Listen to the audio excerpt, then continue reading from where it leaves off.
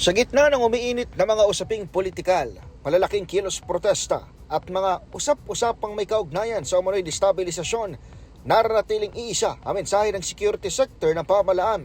Hindi dapat malihis sa mga institusyon sa kanilang pangunahing mandato. Para sa Department of National Defense, nananatiling matatag ang kalagayan ng pambansang seguridad. Tiniyak ni Secretary Gilberto Chidoro Jr. na wala silang nakikitang kapani-paniwalang banta ng destabilisasyon mula sa hanay ng mga aktibong kasapi ng Armed Forces of the Philippines. Sa kabila ng mga tinawag niyang ingay, iginip ng kalihim na nararatiling secure ang Republika. Patunay dyan ang hindi pagtalakay ng political climate sa pinakahuling command conference ng militar kasama ang Commander-in-Chief na si Pangulong Bongbong Marcos. On a national security, because of noise, of course, there are challenges. We cannot deny that because of other factors. But in a defense and a military matter, it is secure.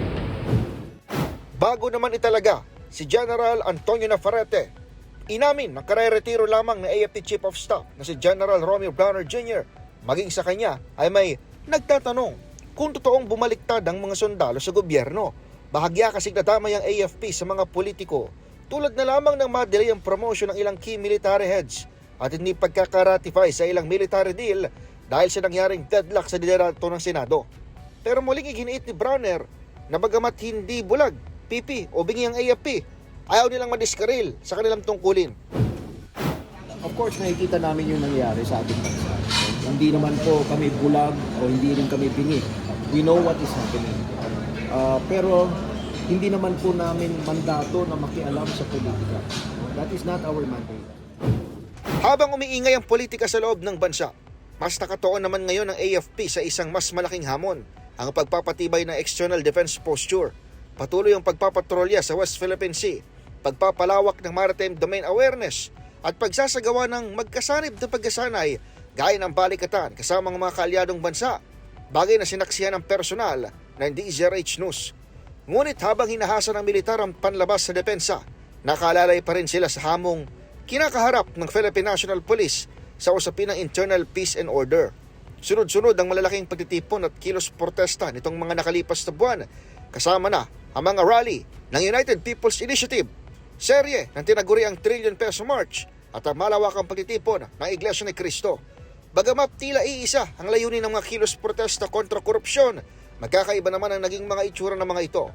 Setyembre 21, nakarang taon, maraming pulis ang nasugatan at halos nababoy at nagkasira-sira ang kahabaan ng Recto Avenue sa Maynila na manggulong ilang grupo ng kabataang posibleng naimpluwensyahan daw ng ilang politiko o paghihikayat online. Nobyembre, pinutol ng otoridad ang ilang araw sanang rally ng United People's Initiative o UPI sa People Power Monument dahil sa umano'y inciting to sedition ng ilang nagsalita rito.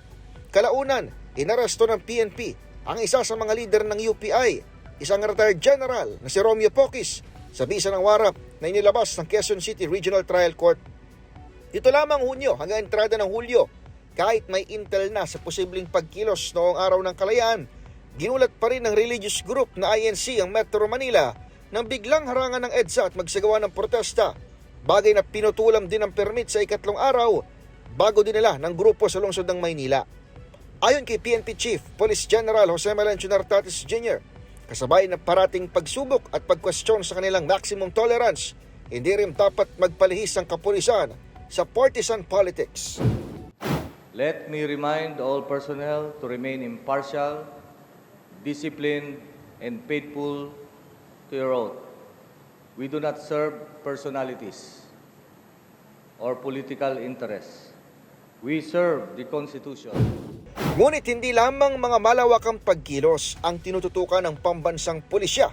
Patuloy rin ang kanilang investigasyon sa ilang kasong may mataas na public interest, kabilang ang pamamaril na naganap sa Senado na tinawag ding peke ni PBBM kalaunan. Kaugnay nito, nakatakas mula sa Senate Protective Custody si Senator Ronald De La Rosa na may warat mula sa International Criminal Court bilang co-perpetrator umano sa nililitis na crimes against humanity ni dating Pangulong Digong Duterte. Patuloy rin ang pagtutok ng mga law enforcement agencies sa iba pang mga personalidad tulad ng mga hawak na ng hukumang sina dating Senador Bong Revilla, Senator Jinggoy Estrada at dating Public Works Secretary Manny Bonoan na pare-parehong nakaladkad sa flood control scandal. Gayom din ang iba pang at-large na sina Zaldico at mga kapwa-akusado at si dating presidential spokesperson Harry Roque na wanted naman sa hiwalay na kasong qualified human trafficking. Pinakahuli sa mga prominenteng taong tinatrabaho ngayon ng PNP ay si Senador Rodante Marcoleta na ipinaresto ng Sandigan Bayan dahil sa hindi deklaradong 75 million peso donation noong siya ay kongresista at tumatakbo pa lamang sa Senado.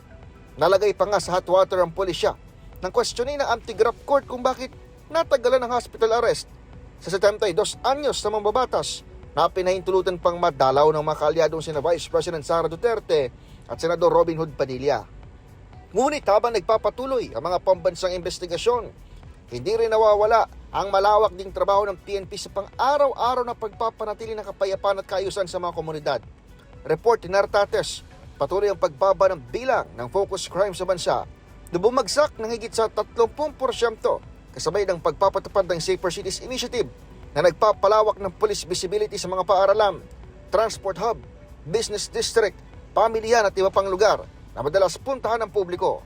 Tinutuguran din ng PNP ang iba pang mga kasong may malalaking epekto sa publiko at sa mga institusyon, kabilang ang insidente ng pagkarunod ng Ateneo basketball prospect na si Rene Baterbonia at Blue Eagles player na si Divine Adili.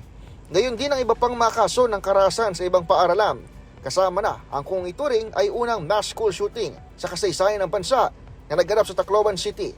Sunod-sunod din kasing nakaaresto ang pulisya ng mga estudyanteng may baril, patalim, nakasaksak at iba pang potensyal na insidenteng maaari umanong impluwensya ng grooming mula sa transnational extremist groups online.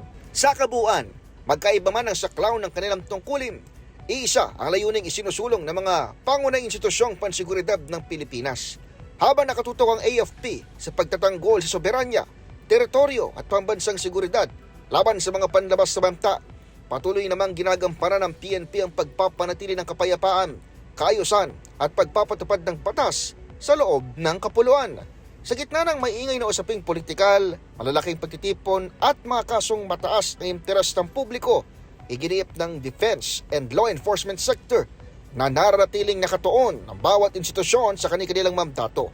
Para sa kanila, ang tunay na sukatan ng katatagan ay hindi ang ingay ng mga isyu, kundi ang kakayahan ng mga institusyon ng pamalaang patuloy na gampanan ang kanilang sinumpang tungkulin upang mapanatiling ligtas, mapayapa at matatag ang Republika.